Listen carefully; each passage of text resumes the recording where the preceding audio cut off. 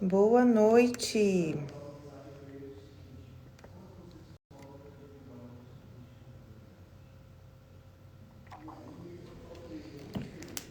Boa noite, boa noite.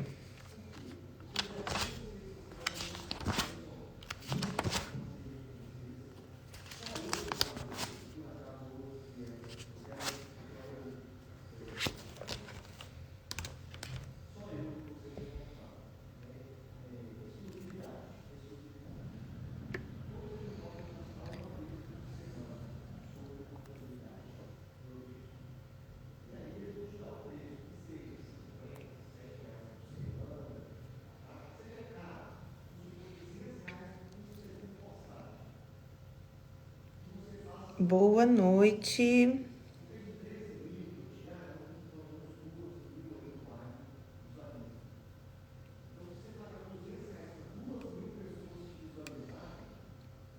Boa noite, Polly. Boa noite, pessoal. Tô aqui ajustando direitinho. Eu achei que tinha travado, mas agora tá aqui certinho.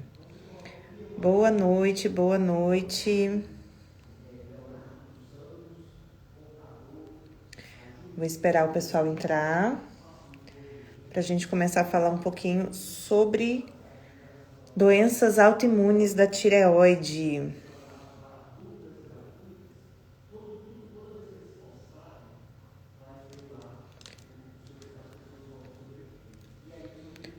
Pessoal, me fala se o áudio tá direitinho. Hoje eu tô sem fone. Então me dá um ok se o áudio estiver bacana. Pra gente continuar.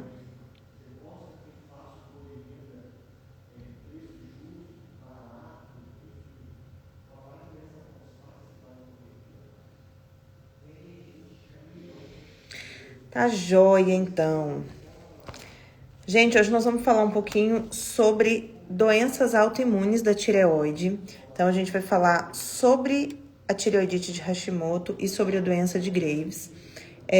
Eu vou focar mais no Hashimoto, porque ela é a doença mais prevalente, muito mais prevalente do que a doença de Graves, mas a gente vai dar uma pincelada ali nas duas. E eu até peguei hoje uma colinha de umas anotações até antigas que eu tenho aqui de estudos meus sobre Hashimoto. E aí eu lembrei que é muito assunto, gente. Esse assunto é bem extenso, tá? Falar sobre doenças autoimunes da tireoide dá um filme. Então, e eu gosto muito de falar, eu gosto de explicar tudo direitinho. Então, eu vou combinar com vocês o seguinte. A gente vai falando de tudo aqui. E aí, assim, se eu ver que ainda a gente tá na metade do assunto e já passou muito tempo, a gente pode combinar uma segunda parte para a semana que vem, tá? Às vezes a gente deixa manejo clínico, tratamento, abordagens na doença autoimune da tireoide para a semana que vem. Vamos ver, tá? Dependendo que às vezes eu consigo falar tudo hoje mesmo e fica tudo certo, tá bom? Mas é porque o assunto realmente é bem extenso, tanto que eu trouxe aqui a colinha para eu não esquecer de falar nada para vocês, para eu lembrar de todos os pontos importantes. Pessoal que tá entrando aí, manda aí essa live para todo mundo. Aperta no aviãozinho que tá aqui embaixo, envia a live para todo mundo. Oi, doutora Márcia! Compartilhem essa live aí, porque o conteúdo vai ser muito, muito, muito rico. Eu realmente estou com páginas e páginas de anotação aqui, mas é lógico que eu vou tentar direcionar para aquilo que mais interessa para vocês. Então, pacientes que têm hipotireoidismo. E, gente, às vezes, tem gente pensando assim, eu tenho hipotireoidismo, mas não é autoimune. Às vezes e você não sabe, porque a grande parte, chega a 90% dos casos de hipotireoidismo é por Hashimoto, tá? Então, se você acha que você não tem Hashimoto, mas você tem hipotireoidismo, pode ser que você nem saiba que você tem uma condição autoimune, como eu vejo vários e vários pacientes no consultório, que às vezes tratam hipotireoidismo por muito tempo e nem sabe qual que é a causa, quem dirá está tratando a causa, né? Então, se você acha que você não vai se identificar com essa live, fica aí até o final, porque vai sim. Doutora Márcia, maravilhosa! Bom, vamos lá então. Boa noite, Lara. Vamos lá então, pessoal. Quem assistiu a live da semana passada viu que eu dei uma pincelada boa aí nas doenças autoimunes, né? E tudo aquilo que eu falei sobre doenças autoimunes no geral vale para o que a gente vai falar hoje, porque a gente está falando de uma condição autoimune, tá? Então, toda aquela questão dos gatilhos, da permeabilidade intestinal, né, das reações cruzadas, tudo aquilo que a gente falou na semana passada, que eu falei aqui com vocês na semana passada, tá valendo para hoje. Então, em alguns momentos eu vou trazer isso aqui de volta, né, para vocês entenderem algumas coisas, mas eu quero que isso fique claro. Para quem não assistiu a live de semana passada, não tem problema, tá? Acho que vocês vão conseguir entender aqui. Mas quando a gente fala em doença autoimune, como eu falei lá com vocês, a gente está falando de uma raiz que é a mesma para todo mundo, né? Então, independente de qual doença a gente esteja tratando, com qual doença a gente esteja lidando, é importante a gente lembrar dessa raiz. É importante eu lembrar o quê? Que meu sistema imunológico está com alguma falha, né? Ele está apresentando uma resposta que ele não deveria estar. Ele está apresentando uma resposta contra meus próprios órgãos, meus tecidos, minhas células, minhas glândulas, tá? Então, esse é o conceito básico aí de doença autoimune que a gente precisa ter em mente. Quando a gente fala, então, das doenças da tireoide, a gente tem duas doenças autoimunes que podem acometer a tireoide, que é a tireoidite de Hashimoto, que hoje em dia esse nome, tireoidite de Hashimoto, tá até um pouquinho ultrapassado, a gente vai entender por quê, e a gente tem a doença de Graves, tá? A tireoidite de Hashimoto, ela causa o hipotireoidismo. E a doença de Graves causa o hipertireoidismo. Então, o hipotireoidismo é uma disfunção da tireoide para menos, né? É um hipofuncionamento da tireoide, então o seu metabolismo fica mais lento, o funcionamento da tireoide ele fica mais lento. Enquanto o hipertireoidismo é uma hiperreação da tireoide, tá? Então as reações ficam mais aceleradas. Por que eu não vou falar tanto da doença de Graves, ou quase nada? Porque ela é muito, muito mais rara do que Hashimoto. Hashimoto é uma doença cada vez mais prevalente, tá? Ela é uma doença extremamente prevalente, principalmente nas mulheres na faixa aí de 20 a 60 anos. E ela é causa de até 90% dos casos de hipotireoidismo.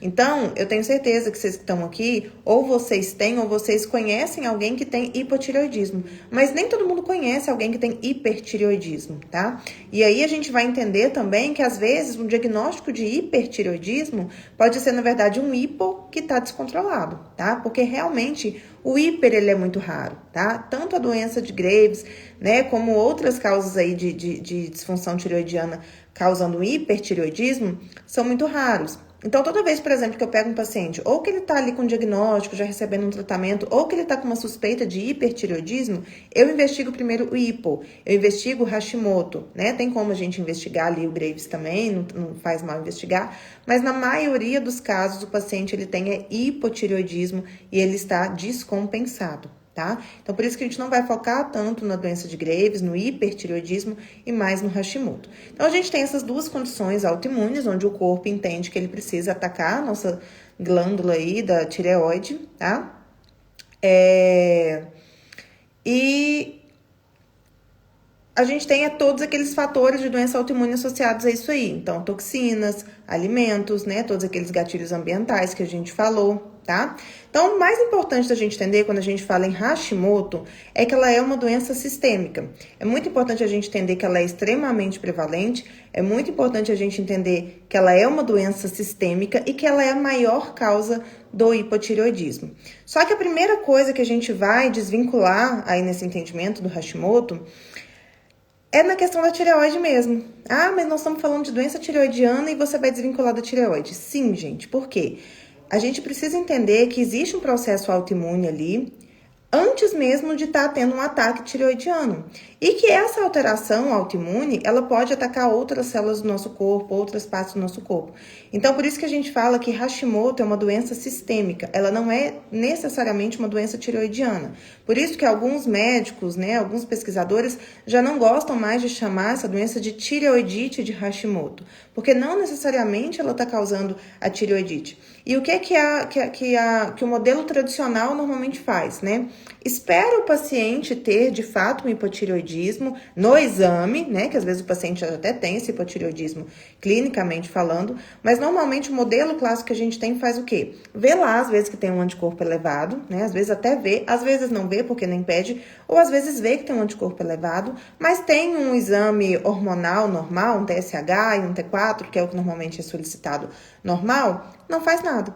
Espera o dia de ter uma alteração tireoidiana, o TSH se elevar, para começar a tratar. E mesmo assim, quando começa a tratar, o tratamento é basicamente um medicamento, que é a levotiroxina, tá? Então, tanto essa abordagem diagnóstica, né, como a abordagem terapêutica que a gente tinha até um tempo atrás, ela é muito pobre, tá? Uma vez que o Hashimoto é uma doença extremamente complexa. Por isso que eu falei com vocês que o assunto é bem extenso, porque Hashimoto é uma doença extremamente complexa, tá? Então, o Hashimoto ele vai causar o hipotireoidismo, mas ele tem muitas outras coisas associadas e eu vou dar uma pincelada em tudo aqui pra vocês, tá? De sintomas clássicos aí do paciente, principalmente já com a doença da tireoide, já com hipotireoidismo, a gente tem a fadiga, né? Aquele paciente que tá cansado, que não tem energia para nada, que não aguenta fazer nada. A gente tem queda de cabelo, afinamento aí dos fios. A gente tem unhas fracas, pele ressecada, constipação intestinal. Depressão é um sintoma tanto que pode cursar ali com hipotireoidismo, mas o próprio Hashimoto, a gente vai ver daqui a pouquinho, que também pode cursar com depressão e diversos outros sintomas que a gente vai entender. Esses que eu falei, eles são os mais clássicos, principalmente associados à tireoide, tá? Tô falando isso pra gente contextualizar, pra vocês entenderem melhor, tá bom? E aí, quando a gente fala em doença autoimune, a gente tem os estágios da doença, né? Lembra que eu falei com vocês na live passada sobre o espectro da doença autoimune, né? Que ele começa lá quando o paciente começa a produzir anticorpos e termina quando ele já tá com a doença mais avançada. Então, aqui a gente vai falar desses estágios, tá? A gente vai classificar em 3 estágios. Que é o estágio número 1, que é a autoimunidade silenciosa, que é justamente quando o corpo começa a produzir anticorpos, mas o paciente ainda não tem sintoma nenhum, tá? O estágio número 2 é a autoimunidade reativa, que é quando o paciente começa a desenvolver alguns sintomas. E o estágio número 3 é quando a gente já tem aí a doença autoimune, a gente já tem toda a cascata inflamatória, a gente já tem lesão aí de órgão. Então, a gente tem a doença nesses 3 estágios. E talvez o maior erro que a gente cometa é justamente esperar o paciente chegar no 3º estágio para começar um tratamento que não necessariamente vai ser um tratamento eficaz. Porque se esperasse chegar no 3º estágio e oferecesse um baita de um tratamento e o paciente, né, restabelecesse todas as suas funções, melhorasse todos os sintomas, ainda estaria ok. Mas normalmente se espera chegar no 3º estágio para dar um tratamento que não é o mais adequado, tá? Então, o mais importante é a gente entender que existe um gerenciamento do hipotireoidismo, que é diferente do gerenciamento do Hashimoto, que é a doença autoimune. Então, se eu tenho um paciente que ele já está fazendo hipotireoidismo, que ele já tem uma inflamação da tireoide, que ele já tem uma perda de função tireoidiana, eu preciso tratar as duas coisas, tá? Separadamente. Mas se eu tenho um paciente que ele ainda não fez disfunção tireoidiana, que ele tá com seus hormônios normais, que ele tá até com sintomas ok, né, que não tá com nenhuma alteração de ultrassom, mas já tem anticorpos elevados, eu também posso começar a tratar esse paciente.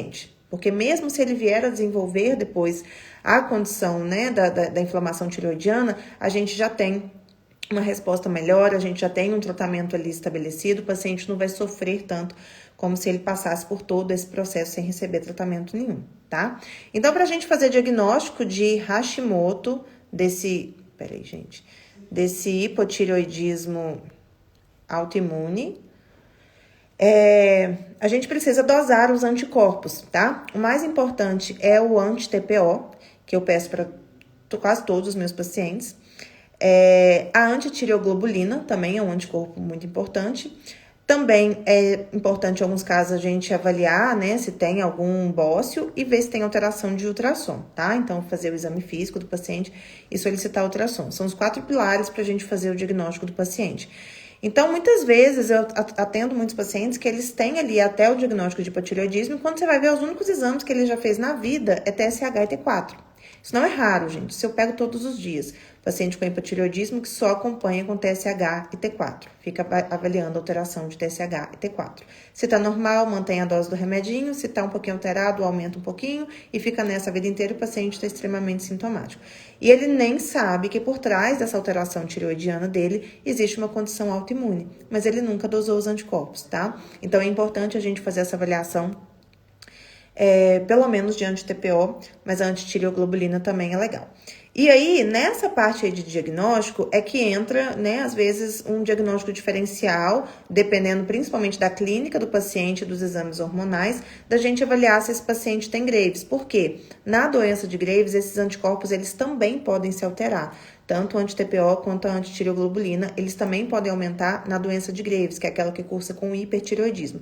Então, se eu tenho um paciente, às vezes, que está com alteração de anticorpo, mas ele está com mais sintomas de hiper, se ele está com irritabilidade, se ele está com taquicardia, sudorese, perdendo peso, e está também lá com os hormônios tireoidianos alterados, um TSH muito baixo, às vezes um T4 alto, vale a pena buscar um diagnóstico diferencial nesse paciente, e aí a gente tem que ver o antitrab desse paciente, tá? Que é um outro exame. Então, só para falar para vocês, é lógico que vocês não precisam se aprofundar tanto nisso, né? Isso quem vai solicitar é o médico, mas para vocês entenderem, porque eu vejo que a galera foca muito no anti-TPO, e na grande maioria dos casos, como eu falei para vocês, de fato vai ser o Hashimoto, mas é importante a gente lembrar também que o anti-TPO pode positivar no paciente com doença de Graves, tá? Que é o hipertireoidismo. Então, não é patognomônico, o anti-TPO positivo com certeza é Hashimoto, mas na grande maioria dos casos vai ser. Se eu atendi 1 ou 2 pacientes com Graves até hoje, foi muito. E eu atendo paciente com Hashimoto todos os dias, sem exceção. Então, para a gente fazer o diagnóstico, a gente tem que ver se tem esses anticorpos. E aí a gente já começa a sair um pouquinho da caixinha, né? Entendendo que tireoide não é só TSH e T4. Além de ter o T3, que é outro hormônio tireoidiano, que muitas vezes não é avaliado, a gente também precisa entender por que essa tireoide está disfuncional, caso a gente veja ali alguma alteração, ou caso o paciente esteja apresentando algum sintoma. E aí, para a gente falar um pouquinho dessa questão de avaliação, eu acho que isso é muito importante, é um assunto que vale a pena a gente ficar aqui um pouquinho. A gente tem que entender as fases da doença tireoidiana, tá? Eu vou entrar depois em tudo que envolve a parte sistêmica, tá? A gente vai falar de tudo que não envolve tireoide. Como eu comecei falando com vocês, o Hashimoto é uma doença sistêmica, mas só para vocês entenderem a avaliação aí que envolve a tireoide.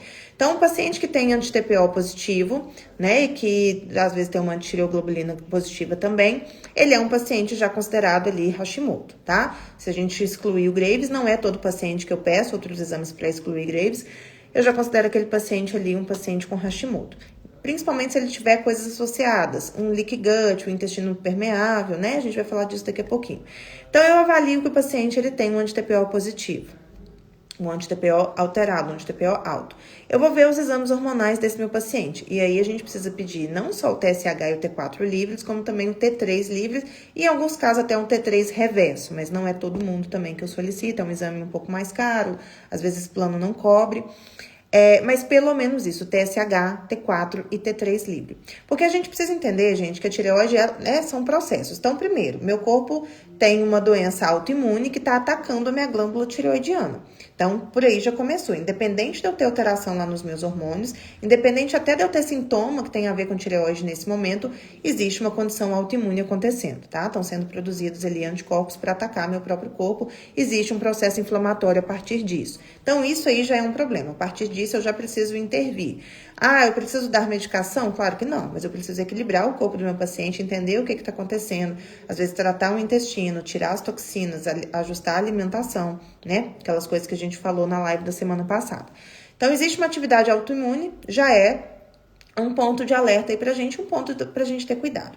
Quando eu vou avaliar os hormônios tireoidianos, eu preciso entender primeiro que hormônio tireoidiano, eles flutuam muito, tá? T3 e T4 flutuam muito.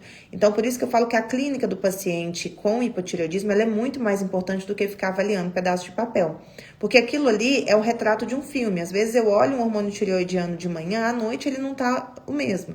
Então, a gente não pode ficar se apegando só a valor de T3 e T4, que são os dois hormônios tireoidianos, para a gente ficar definindo todo o tratamento do paciente. E, infelizmente, a gente vê isso muito acontecer, né? Por isso que os pacientes, às vezes, estão tratados, mas eles são todos assintomáticos, todos sintomáticos, né? Mas meu TSH tá reguladinho, meu T3 e T4 estão dentro da referência, mas o paciente tá todo sintomático. Então, a gente não pode se apegar só à questão ali do papel, tá?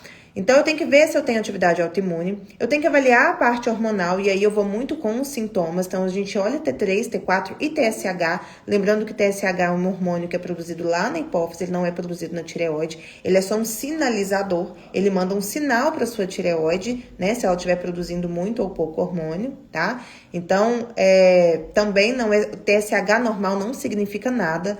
Trato muito paciente com sintoma de hipotireoidismo que às vezes tem um TSH normal, tá? Então, a gente não pode se apegar nisso aí. Identifiquei se o paciente tem atividade autoimune, identifiquei se meu paciente está aparentemente com uma produção hormonal ok, tá? Tanto pelos exames como pela clínica. Então, vamos ver se essa tireoide está funcionando, vamos ver se ela está produzindo bem. Quando eu produzo meus hormônios, o T4 é o hormônio que a gente produz, 80% a 90% da produção da nossa tireoide é em T4. A função do T4 é o quê? Converter em T3. O hormônio que vai fazer as coisas do seu metabolismo é o T3, gente, não é o T4. A função do T4 é se converter em T3 e o T3 vai lá para todas as células do nosso corpo, tá? Todas as células do nosso corpo têm receptor para T3. Os únicos hormônios que têm receptor em todas as células é T3 e cortisol, para vocês verem a importância desse hormônio. Então, minha tireoide produziu T4, esse T4 tem que converter em T3. Então, aí a gente pode identificar outro problema. Às vezes o paciente está produzindo T4, mas a conversão para T3 está péssima. E o que precisa nessa conversão de T3? Selênio, zinco, principalmente esses dois minerais, né? Dentre outros aí, magnésio. Então, eu preciso avaliar se meu paciente tem alguma coisa atacando a tireoide, se a tireoide está produzindo hormônio, se o hormônio está se convertendo. E um último ponto aí é se esses hormônios estão chegando onde eles deveriam. Se os receptores desses hormônios, eu falei que tem receptor em todas as células, se esses receptores estão ávidos para receber esses hormônios ou se eles estão bloqueados, tá? Por isso que eu falo que hipotireoidismo é um universo, Hashimoto é um universo, porque são muitos processos envolvidos. E é uma sacanagem você pegar um paciente que tem um monte de sintoma, o paciente com hipotireoidismo tem muito sintoma, eles são muito sintomáticos, e você tratar ele só ali com um hormôniozinho, com o T4, né, que é a levotiroxina, sendo que existe toda essa complexidade, tem tanto de coisa acontecendo ali, tá? Então, quis falar um pouquinho dessa questão da tireoide para vocês entenderem como que é importante a gente começar a buscar aí o que está acontecendo nessa tireoide desde lá da parte autoimune, né? Para depois a gente manejar a função tireoidiana. Então, quando a gente fala, vamos voltar agora no Hashimoto, né? Naquilo que eu falei para vocês, que o Hashimoto é uma doença autoimune, é uma doença sistêmica, uma doença autoimune e é uma doença sistêmica, não somente da tireoide. E eu quero pincelar um pouquinho com vocês, falar um pouquinho sobre onde que o Hashimoto atua, né? O que o Hashimoto pode causar, independente de estar causando alguma alteração tireoidiana ou em correlação aí com a tireoide, tá? Então, vamos tirar isso da cabeça que Hashimoto é doença só da tireoide, gente. O Hashimoto ataca tudo. Esses anticorpos que a gente está produzindo, eles não são só ali da tireoide, eles geram um processo inflamatório. Esse processo inflamatório vai agredir o seu corpo, vai piorar a sua saúde, tá? Por isso que é muito importante o paciente autoimune receber tratamento desde o início. Se eu identifiquei que o meu paciente tá tendo uma produção que não é legal aí de anticorpos, eu preciso tratar esse paciente. Então, pelas próprias questões da autoimunidade que eu falei com vocês na outra live, eu não vou focar muito nisso, esse paciente ele já merece um tratamento. Então, a gente olhar para a barreira intestinal desse paciente, olhar se ele está com excesso de toxinas, se ele está com excesso de metais pesados, entender ainda o que está por trás da doença autoimune, né? Até para a gente não correr o risco de desenvolver outras doenças autoimunes. Lembra que eu falei com vocês? Doença autoimune anda em bando. Se o meu sistema imunológico está produzindo um anticorpo que pode atacar minha tireoide, amanhã ele pode estar produzindo um que vai atacar minha pele, que vai atacar minhas articulações. Então, cuidar da doença autoimune já começa pela doença autoimune em si, independente dela estar causando algum sintoma ou ela está tendo algum ataque a algum órgão-alvo, tá? Então, só pela questão da autoimunidade, a gente já tem um problema, porque a autoimunidade, ela vem por um problema, né? Então, eu tenho que ver se meu paciente tá ingerindo alimentos que ele tem sensibilidade, ver como é que tá a saúde intestinal, ver se ele tem infecções ativas, né? Ver como é que tá supressão imunológica, enfim, dá uma olhadinha em tudo só pelo fato do meu paciente estar na autoimunidade, tá? E aí a gente tem uma relação de todos os órgãos que eu vou falar aqui para vocês. O que eu acho mais interessante e que eu vejo isso muito na clínica é a relação do Hashimoto com o cérebro. Eu recebo muito na minha caixinha de pergunta O pessoal falando sobre os sintomas, sabe? Pessoas jovens falando, Bianca, eu tô com esquecimento, minha memória tá ruim, o que faz pra isso? Tô com a cabeça ruim, vou fazer um negócio, não lembro o que é, vou ter um diálogo, não consigo desenvolver, tô com a memória muito, muito ruim, né? Tô aí com baixa concentração, com baixa memória, baixa cognição, o que pode ser isso? Primeira coisa que eu penso é em Hashimoto, gente, porque o Hashimoto, ele gera o que a gente chama de neuroinflamação, tá? Essa inflamação que essa doença autoimune causa, ela tem a capacidade de chegar no nosso cérebro, ela tem a capacidade de atacar ali nossas células do cérebro, né? Os nossos neurotransmissores. Então, ela faz neurodegeneração e neuroinflamação, e isso causa sintomas cerebrais, tá? 30% dos pacientes com Hashimoto vão desenvolver depressão. Então, a depressão é outra coisa que eu sempre falo com vocês. A depressão, ela pode ter causas que não necessariamente estão associadas lá àquela deficiência de neurotransmissor, aquela causa psíquica, né? Aquela causa lá do psiquiatra. Às vezes tem alguma condição sistêmica que está te fazendo ficar depressivo, né? Então, vale a pena a gente investigar. É uma condição tão séria, que tira tanta qualidade de vida, que sempre vale a pena a gente olhar por um outro ângulo, buscar outras coisas. Então, o Hashimoto, antes mesmo dele atacar a sua tireoide, ele pode estar te fazendo neurodegeneração e neuroinflamação. Então, ele faz uma quebra dessa barreira hematoencefálica, ele entra no nosso cérebro, ele faz baguncinha, né? Ele faz atividade inflamatória. Então, um dos sintomas que a gente conhece e que a gente fala muito no Hashimoto chama brain fog, que é nada mais, nada menos do que uma névoa mental. Sabe assim, quando você acha assim, nossa, eu tô avoado, não consigo prestar atenção em nada, parece que eu tô sempre viajando, né? É o brain fog. Sua mente é como se ela estivesse numa superfície, ela não conseguisse aprofundar. Você não consegue aprofundar nas suas ideias, nos seus pensamentos, nos seus raciocínios, né? Isso é o que a gente chama de brain fog, que é um sintoma clássico do Hashimoto, tá? Outros sintomas, já falei com vocês, baixa cognição, baixa memória, né? O TPO também, tá aqui na minha anotação, isso é bem legal, ele faz reação cruzada com antígenos do cerebelo. Então, a gente pode ter até ataxia cerebelar por conta de Hashimoto. Ataxia cerebelar é quando o paciente ele perde o equilíbrio, ele vai andar e cai, né? Ele troca as pernas, né? A ataxia cerebelar é uma condição que a gente conhece bastante e ela pode ser causada por Hashimoto também, tá? Labirintite, vertigem, tonteira, zumbido também podem ser causados por Hashimoto. Então, quando a gente fala, né, na medicina integrativa, a gente usa muito isso, a gente fala muito de tratar a causa dos problemas, ir na base dos problemas. Por quê? Muitas vezes você vai no médico por conta, eu tô com labirintite, tô com uma vertigem, tô ficando tonta à toa, ele vai sempre te passar aquele mesmo remedinho, remédio para a labirintite. Então, ele vai tratar os seus sintomas e às vezes não vai parar para entender e para fazer uma investigação do porquê que você está apresentando aquilo. Às vezes você tem uma atividade autoimune acontecendo, só que esses sintomas, por exemplo, eles não têm nada a ver com tireoide, né? O médico vai pensar, não, Hashimoto não é aquela doença da tireoide, o que tem a ver com vertigem, o que tem a ver com labirintite? Só que tem tudo a ver, tá? Porque o Hashimoto, ele pode causar ataxia cerebelar. Tem um anticorpo que a gente específico para esse caso, que a gente pode solicitar, mas assim, como eu sempre falo com vocês, a clínica é soberana. Às vezes, eu não vou necessariamente pedir um exame para o meu paciente para confirmar se aquele sintoma é do Hashimoto. Eu vejo que ele tem Hashimoto, eu vejo que ele tem aquele sintoma, eu vou tratar ele de qualquer forma, eu vou tratar as bases, né? Se às vezes não tiver uma resposta, vale a pena a gente ir investigando mais. Mas no início, a gente sempre precisa tratar as causas, né? Começa a tratar seu paciente, começa a colocar as coisas no lugar. O que eu tô vendo que tá errado, eu começo a tratar. Mas será que tem relação? Mas pode ter, tá? Então, essa relação Hashimoto e cérebro, para mim, é a mais interessante de todos os órgãos que a gente vai falar. É o que eu vejo muito na clínica, é o que eu vejo os pacientes apresentando melhora depois que a gente trata. Então, um paciente que vai, às vezes, numa primeira consulta e tá com aquele cansaço mental, não consigo, eu quero estudar para concurso, não tô conseguindo.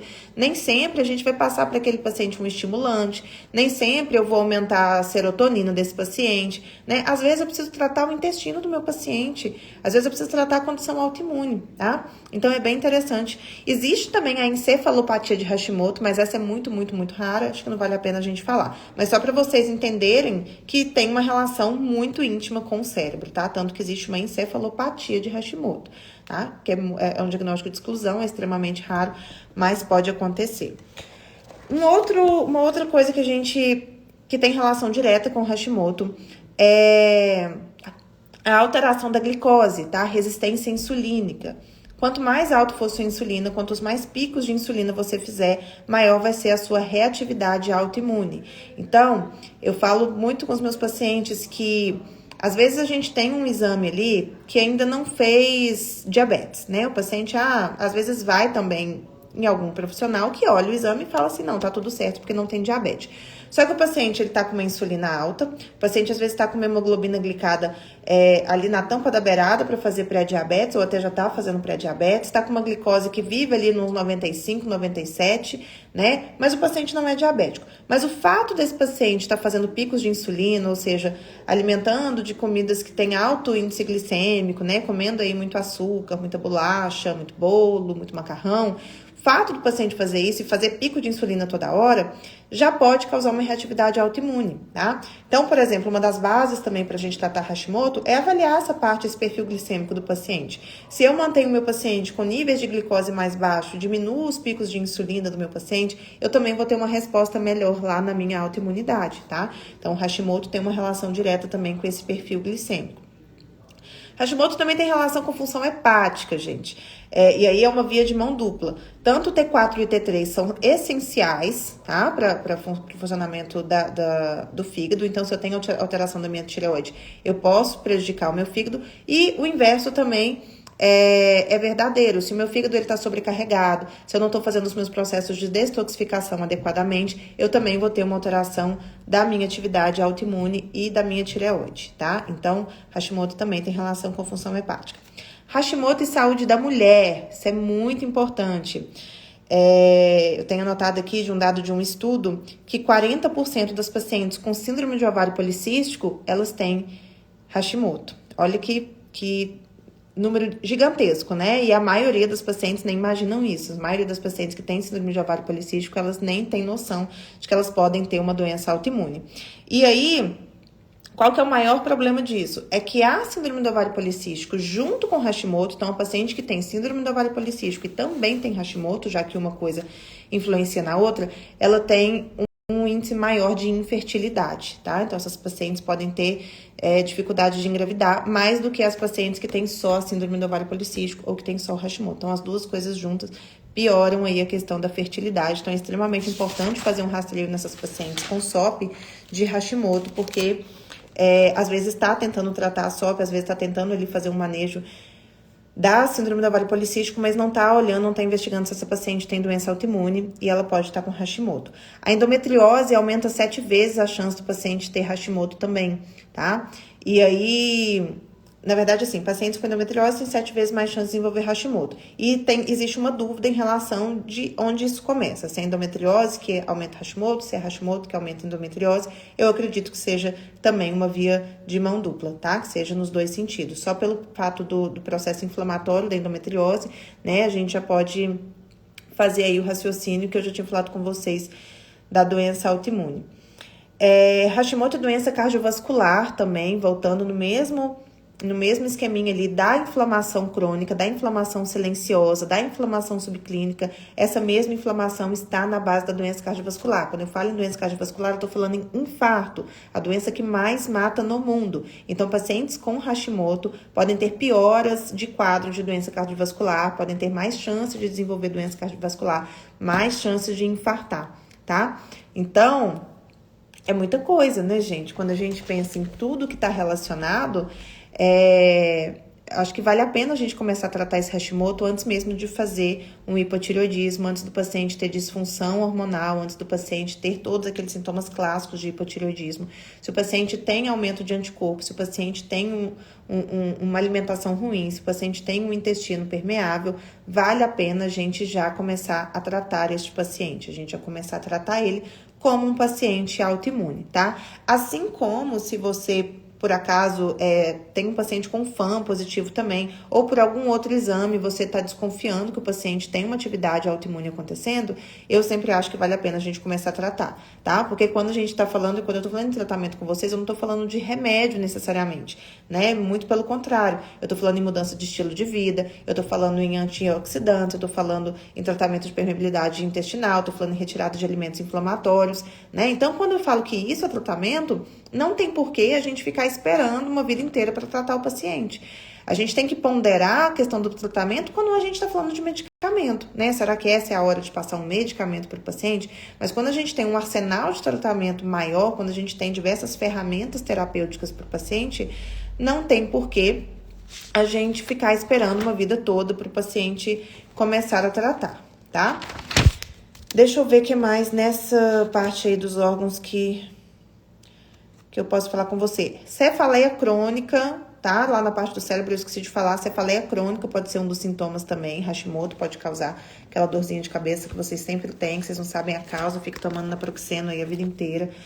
Pode ser por conta de Hashimoto, então é importante também. Eu não foquei muito na questão intestinal, porque eu já falei muito na outra live, tá? Mas a permeabilidade intestinal, a desbiose intestinal, os alimentos inflamatórios, eles com certeza eles são gatilhos, eles pioram, eles têm uma relação bem íntima aí com Hashimoto, tá? Mas eu não vou focar muito nisso hoje, porque a gente já falou bastante disso na semana passada.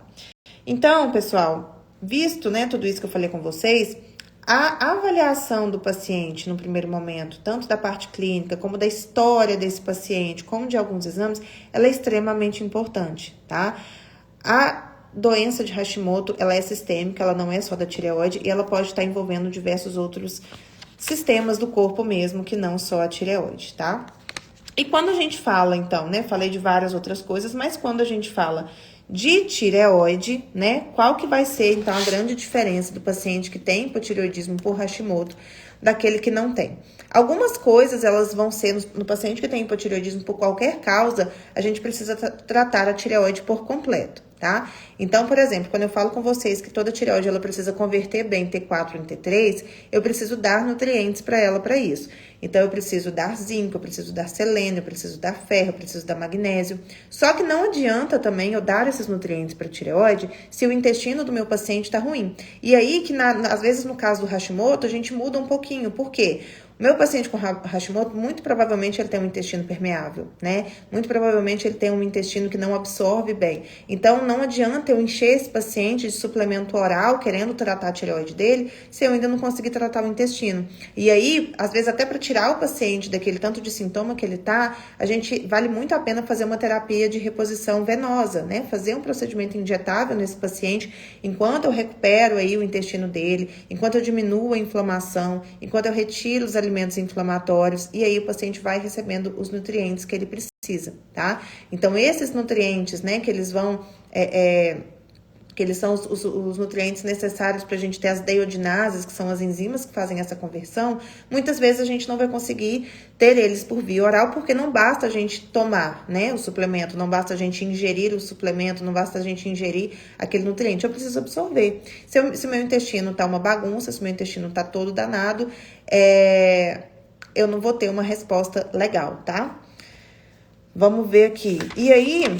começo tratando esse meu paciente pela tireoide. Se o meu paciente já tem sintomas de tireoide, eu começo tratando ele pela tireoide, além de resgatar ali a parte intestinal, é extremamente importante, tá? Se o meu paciente já tem sintoma tireoidiano, se o meu paciente já tem alteração laboratorial, eu preciso sim entrar com hormônio tireoidiano, com os nutrientes necessários para a tireoide, seja por via oral ou, na maioria das vezes, né, no primeiro momento a gente entra pela via injetável para já dar ali um suporte para o paciente, tá? Eu preciso cuidar também que esses hormônios da tireoide cheguem nos receptores. Então, para isso, eu preciso limpar o meu ambiente, né? Eu preciso limpar o meu terreno biológico. Se os meus receptores estão cheios de metais, se os meus receptores estão cheios de toxina, eu não vou conseguir que o meu hormônio chegue lá nesses receptores. Então, avaliar também se o paciente precisa fazer uma detoxificação de metais pesados, de parasitas, tá? Fazer uma limpeza aí no corpo também é extremamente importante para a gente ter uma resposta desse tratamento. Quando a gente fala em alimentação, deixa eu só ver que se eu não tô pulando, tem muita coisa escrita aqui. Eu acho que eu vou conseguir falar de tudo, porque eu tô falando rapidinho pra vocês. Quando a gente fala, então, de alimentação, gente, eu vou falar aqui um pouquinho sobre algumas recomendações que a gente tem pro paciente autoimune, pro paciente com Hashimoto, que ela é bem parecida com aquela, né, que eu falei com vocês na live passada. Então, aqueles alimentos básicos que todo paciente autoimune deve retirar, o glúten, a lactose, o açúcar, também entra muito aqui, tá? Porque eu preciso cuidar do intestino do meu paciente. No paciente que está muito sintomático, Também vale a pena a gente dar uma olhadinha nas lectinas. Então, os grãos, né, que é onde a gente tem aí esses antinutrientes, que são as lectinas, vale a pena a gente também retirar, nem que seja por um período, enquanto a gente trata aquele intestino, para a gente não ativar ainda mais, para a gente não reativar a autoimunidade, tá? Existe uma dieta que é usada aí na doença de Hashimoto, na tireoidite de Hashimoto, que é uma doença paleoimune, né? Então, é uma doença que... é uma dieta que você come mais alimentos de verdade, tá? Então, você tira industrializado, você tira glúten, você tira lactose, você come mais vegetais, frutas, carnes, tá? É uma estratégiazinha bem legal. O jejum intermitente também, ele tem uma resposta muito interessante nos pacientes com Hashimoto. Então, a gente diminuir aí a nossa janela alimentar, comer em um intervalo menor por dia, tá? Também bem interessante. E tem o fasting mimicking, que é uma estratégia onde você imita o jejum intermitente. Ele é bem parecido com o jejum... Fugiu o nome da minha cabeça, gente? Fugiu. Ao invés de você ficar sem comer, você come alimentos que não vão atrapalhar o seu jejum, tá? Então, você come uma quantidade bem pequena de alimentos e elas não vão atrapalhar o seu jejum, tá? O jejum metabólico, que eu tinha esquecido. É bem parecido, só que você come algumas coisinhas ali específicas e é também uma estratégia que se mostra eficaz nos pacientes com doença de Hashimoto, com essa atividade autoimune da tireoide, tá? Então, a estratégia paleoimune com jejum intermitente é bem interessante. Os pacientes, eles perguntam muito sobre os alimentos goitrogênicos, né? Couve, o paciente com Hashimoto, ele pode comer couve? Isso, assim, existe essa indicação, mas eu acho que quando o paciente tem uma dieta muito alterada, tem uma dieta muito desequilibrada, a última coisa que eu vou preocupar é com esses alimentos. Couve, brócolis, né? Que são os alimentos goitrogênicos, que, enfim, em tese, eles podem causar bócio, né? Então, esses alimentos, eu não me preocupo no primeiro momento. Nunca tive um paciente onde eu precisasse chegar nesse ponto aí de retirada desse tipo de alimento para eles melhorarem essa atividade autoimune, para eles melhorarem o hipotireoidismo, tá? Porque muitas vezes não é isso que o paciente exagera, né? Não é, nossa senhora, eu não tô conseguindo sarar minha tireoide porque eu como couve o dia inteiro. Ninguém come esses alimentos em excesso. Então, quando a gente retira glúten, lactose, os alimentos inflamatórios, o açúcar, a gente já tem uma resposta bem interessante, tá? Deixa eu ver o que mais, gente. Vocês estão aí, né? Não tô nem olhando pra vocês. Deixa eu ver se vocês mandaram alguma pergunta, porque eu nem olhei aqui também. Dermatite na cabeça e no joelho tem relação? Com certeza, toda doença inflamatória de pele, eu investigo doença autoimune, tá? Muitas vezes o que você pensa que é dermatite, na verdade, é uma psoríase. Eu, por muitos anos, pensei que eu tinha dermatite, né? Antes de eu ter o meu diagnóstico de psoríase, eu fiquei muitos anos tratando uma suposta dermatite seborreica. E depois eu fui descobrir que era psoríase. Então, sempre que a gente tiver lesões de pele, principalmente sem uma causa aparente, né, que não seja alguma coisa que você sabe o que causou, vale muito a pena a gente avaliar a doença autoimune, tá? Deixa eu ver aqui pra cima se tem alguma outra pergunta. Acho que não, acho que foi só essa. Por que hipotireoidismo é tão comum em mulheres? Quase não vejo falar em homens. Então, parece que tem uma relação com a questão da estrogenicidade, tanto que os homens que têm hipotireoidismo normalmente são homens mais estrogênicos, que são aqueles homens que têm mais estrogênio, né, que é o hormônio feminino. Então, parece ter uma relação com essa estrogenicidade. O que é doença sistêmica? Doença sistêmica é uma doença que envolve todo o seu corpo, tá? Que ela não é específica de um órgão só. Tá bom, gente? Então, a doença sistêmica é uma doença que ataca tudo. Bom, então acho que eu consegui pincelar um pouquinho aí, vai dar pra gente falar tudo. Eu vou falar um pouquinho sobre questão de tratamento, tá? Porque eu já falei um pouquinho das causas, dos sintomas, do que pode causar, de como a gente investiga. Então, já que faltam 15 minutinhos, vai dar tempo de eu falar um pouquinho da questão do tratamento. A gente não precisa passar pra semana que vem, tá? A gente faz um outro tema na semana que vem. Primeira coisa que a gente tem que identificar, gente, é que doença autoimune tem gatilho, tá? Doenças autoimunes, todas elas têm gatilho. E no Hashimoto a gente tem alguns gatilhos específicos. Então, quando a gente faz a retirada de alguns gatilhos, quando a gente observa ali alguns gatilhos que podem estar presentes, a gente já consegue fazer um manejo, né? Não adianta a gente entrar com suplemento, com isso e aquilo, se o paciente não tira ali os agressores. Então, a gente vai falar aqui de estresse. O estresse, ele aumenta cortisol e o aumento desse cortisol pode aumentar anticorpos. Então, extremamente no paciente que está com aumento de estresse, a gente... Eu tô vendo que vocês estão mandando pergunta, daqui a pouquinho eu vou voltar aqui, tá? É extremamente importante a gente fazer um manejo desse estresse para o paciente diminuir aí a produção de anticorpos, tá? O sono, a má qualidade do sono altera eixo hormonal. Então, é muito importante também a gente ter sono reparador. É muito importante a gente ter um sono de qualidade, a gente cuidar disso aí, tá? Outros gatilhos que são mais, né, de meio externo, são as toxinas, são os metais pesados. Então, são os poluentes, os metais pesados, os agrotóxicos. Então, a gente fala aí do bisfenol, né? A gente tem os plásticos aí que a gente usa, que às vezes vocês levam no micro-ondas, né? Que aí eles liberam o bisfenol. É extremamente importante a gente dar uma retirada nisso aí, tá? Então, se for usar plástico, use os que não contêm BPA, principalmente se for elevar altas temperaturas. A gente vê, por exemplo, às vezes o pessoal tomando café em copinho de plástico. E assim, se o copo de plástico for para tomar água, não tem problema, gente, mas não põe café num copo de plástico, porque você está elevando a temperatura, você está liberando toxina, você está tomando aquilo, tá? Então, esse bisfenol, ele é terrível para o paciente autoimune e para o Hashimoto, principalmente. As pesticidas, principalmente o glifosato, né? Que é o que a gente mais tem aí. Então, sempre que puder consumir um alimento orgânico, é muito importante, vai ajudar bastante.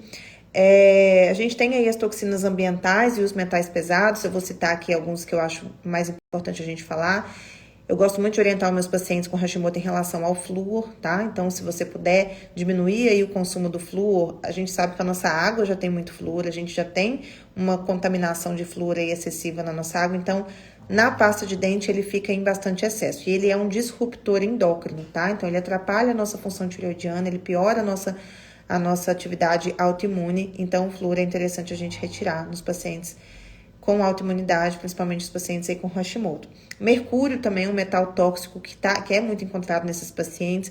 Então, onde é que a gente encontra mercúrio hoje em dia? Nos peixes, né? Infelizmente, os nossos peixes eles são contaminados, principalmente o atum é um peixe muito contaminado por mercúrio, tá? Então, esses gatilhos, eles são muito importantes. Uma coisa também que eu acho que vale a pena ressaltar no Hashimoto é a questão do iodo. Existe essa dúvida aí, né, se iodo pode ou não pode no paciente com doença autoimune. Não tem um consenso, tá? O iodo, ele pode sim ser um gatilho, ele não causa o Hashimoto, mas ele pode ser um gatilho. Então, vale a pena a gente ponderar se o paciente com Hashimoto, principalmente aquele que está em maior desequilíbrio, se vale a pena ofertar iodo para esse paciente. O iodo, ele é fantástico para tireoide. Em todos os outros cenários, ele vai ser muito bom para tireoide. No Hashimoto, vale a pena ponderar. Não é aquela coisa proscrita, não, o paciente com Hashimoto não pode nem ver iodo, né? Não é isso, mas é uma ocasião que vale a pena a gente ponderar. Então, principalmente se você faz uso por conta própria, se não foi um médico que te indicou, vale a pena você retirar, se você tem um Hashimoto, e olhar com seu médico. Uma outra coisa que é também, gente, agora a gente tem visto muito isso, que é um gatilho muito forte aí para o Hashimoto, são as doenças virais. Então, por exemplo, os pacientes com Covid, né, eles tendem a piorar muito o quadro de Hashimoto depois do Covid, no pós-Covid. Mas outros vírus também, pacientes que têm herpes de repetição, né, que é um vírus latente, pacientes que têm Epstein-Barr, citomegalovírus. Então, às vezes, vale a pena a gente até pedir uma sorologia ali para o paciente, investigar se esse paciente tem algum vírus latente, né? Se ele tem alguma infecção viral ou se ele teve alguma infecção viral recentemente, porque o vírus também é gatilho. Toxoplasmose também, tá? H. pylori também, que é aquela bactériazinha do estômago, tudo isso pode ser gatilho para piora do seu quadro de Hashimoto. Uma outra coisa que é muito triste, uma notícia muito, muito triste mesmo aí para as mulheres, é que o Clostridium botulínico também pode ser gatilho para piora do Hashimoto. Então, o Botox, né, que a gente aplica aí para ficarmos bela, ele também pode vir para os pacientes. Eu falei na outra live sobre doença autoimune, que a gente tem hoje até a prótese de mama como causa de um tipo de doença autoimune. Então, a gente não pode esquecer que isso é uma toxina e que pode estar relacionado sim, tá?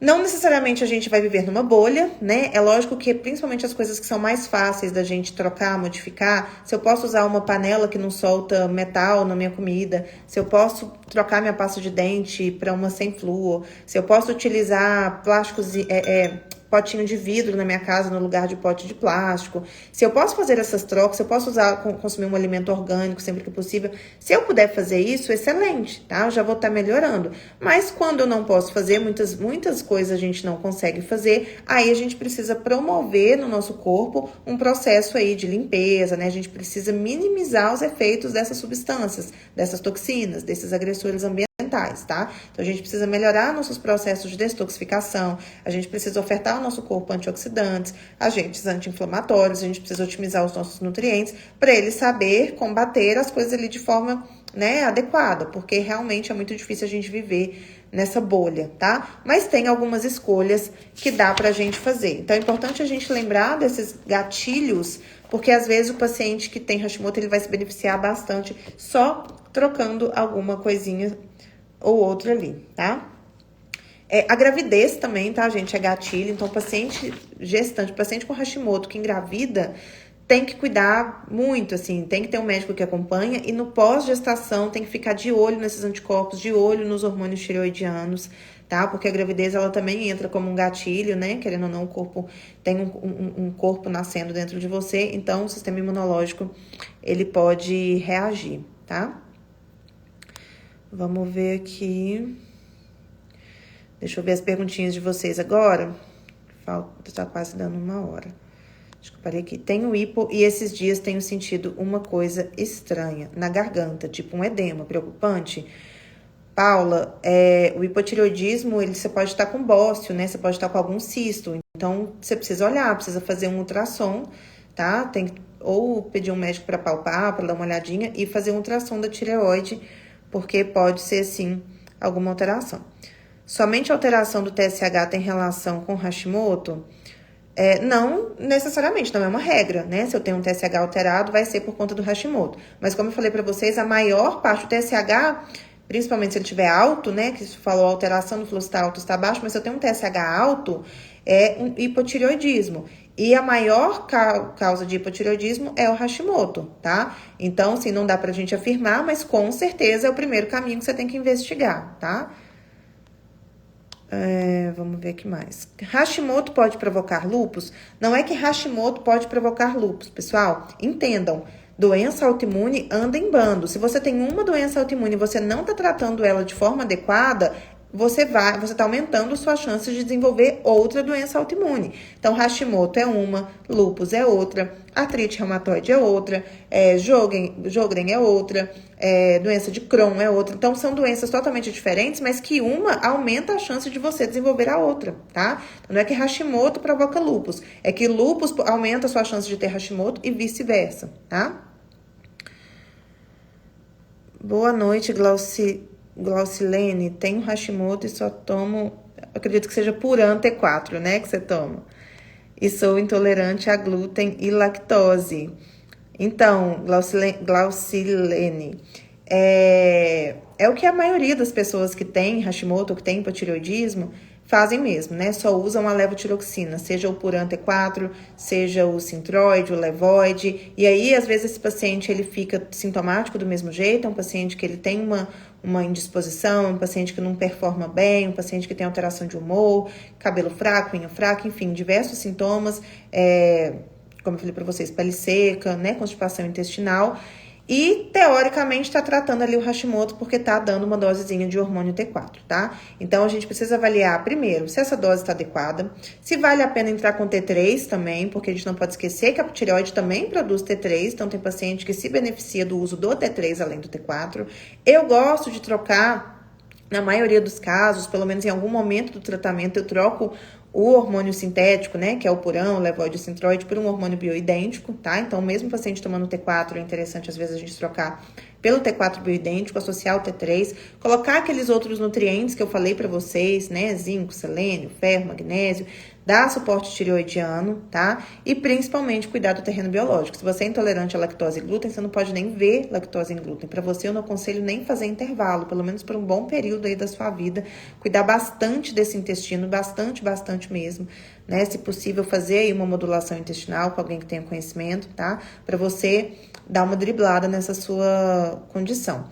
Hashimoto tem cura? Em doença autoimune a gente fala em remissão, né? Não necessariamente em cura.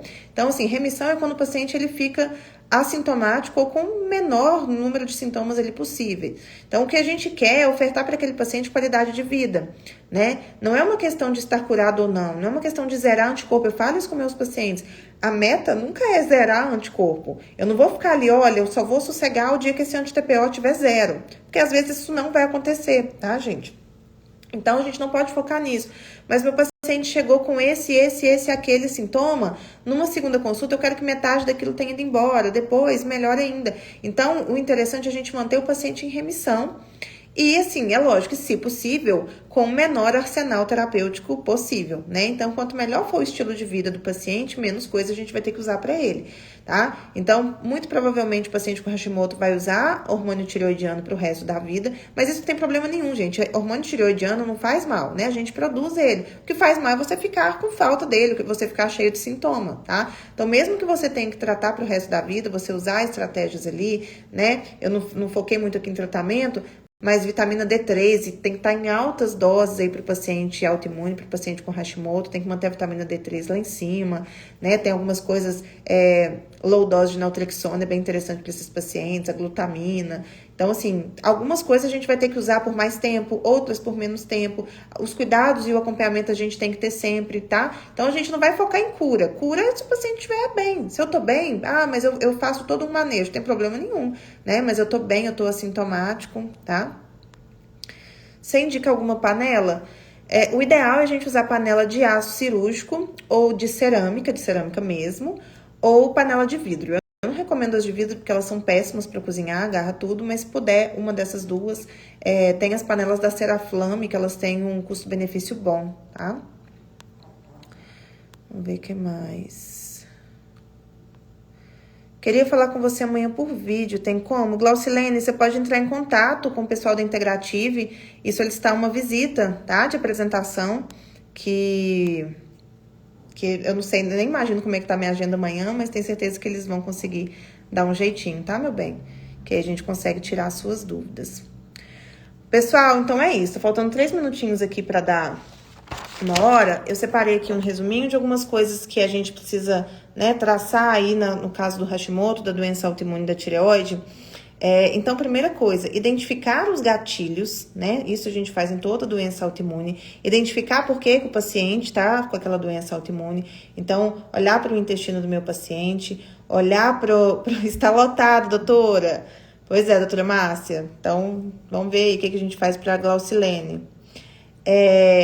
Vamos lá, identificar gatilhos e tratar esses possíveis gatilhos. Então, meu paciente tem permeabilidade intestinal, meu paciente está consumindo alimentos que ele tem sensibilidade, alimentos inflamatórios, modifica a dieta, trata o intestino, né? Melhora aí toxina, tá? O paciente está intoxicado, o paciente está com metal pesado, está com parasita, né? Vamos identificar esses gatilhos e tratar tudo que for possível, fazer uma limpeza nesse paciente. Olhar a questão aí do T4 com T3, por quê? O paciente com Hashimoto, ele se beneficia muito do uso do hormônio tireoidiano, tá? Não é que o Hashimoto necessariamente vai estar causando o hipotireoidismo, mas quando se o paciente tiver alguma alteração ali associada à tireoide, tem que entrar diretamente com o hormônio tireoidiano, pelo amor de Deus. Não fica esperando o paciente, não, vou mudar estilo de vida, isso e aquilo. Não, começa com o hormônio tireoidiano, fala com o seu médico, porque principalmente se puder associar o T3 vai ajudar bastante, tá? Então, olhar a parte hormonal, acrescentar nutrientes, se for o caso, né? Ferro, selênio, zinco, vitamina D, magnésio, ômega 3, cúrcuma, dar um suporte de metilação, então o paciente tem que estar com uma metilação boa, homocisteína baixa, B6, B9, B12, tá? Antioxidantes ajudam muito os pacientes com Hashimoto, então glutationa venosa, fantástica, mil-inositol, o LDN, que é a low dose naltrexona, que eu uso para a maioria dos meus pacientes, mas que não faz milagre, que não resolve sozinho, tá? Mas é uma estratégia fantástica pra gente usar aí nas doenças autoimunes. Então, deixei aqui um resuminho para vocês, pra ficar fixado aí que Hashimoto é um universo, tireoide é um universo, doença autoimune é um universo. Não se contente com tratamentos que é um comprimidinho por dia e você tá todo sintomático e você tá só olhando para exame, tá? Então, converse com o médico de vocês, pelo amor de Deus, fala tudo que vocês estão sentindo, procurem médicos que tratem vocês como um todo, que entendam o funcionamento do corpo como um todo e não só que fica seguindo o protocolo, guideline, tratamento disso, é isso, alteração laboratorial disso, faz isso, tá? Sair da caixinha, pessoal. Qual marca de glutamina? Tem muita marca de glutamina boa, eu não encano muito com marca de glutamina, não, porque glutamina não é uma coisa difícil da gente ter, não é uma matéria-prima difícil, tá? Então, eu uso da Vitafor, da Essential, qualquer marca de suplemento, tá ótimo. Eu gosto muito também do Guardian, que é um suplemento da Central maravilhoso, que contém glutamina na fórmula, eu uso muito para tratar meus pacientes autoimunes também, tá? Então tá, pessoal, obrigada a todo mundo que participou da live, a gente vai deixar ela salva aqui no perfil, tá? Vai ficar aqui no feed, espero que vocês tenham gostado. A gente quis dar continuidade nesse assunto de doenças autoimunes, né, de uma forma mais focada, tá? Então, obrigada, Polly, obrigada, pessoal, obrigada a todo mundo, doutora Márcia, linda. Obrigada a todo mundo que participou e um beijo, até semana que vem.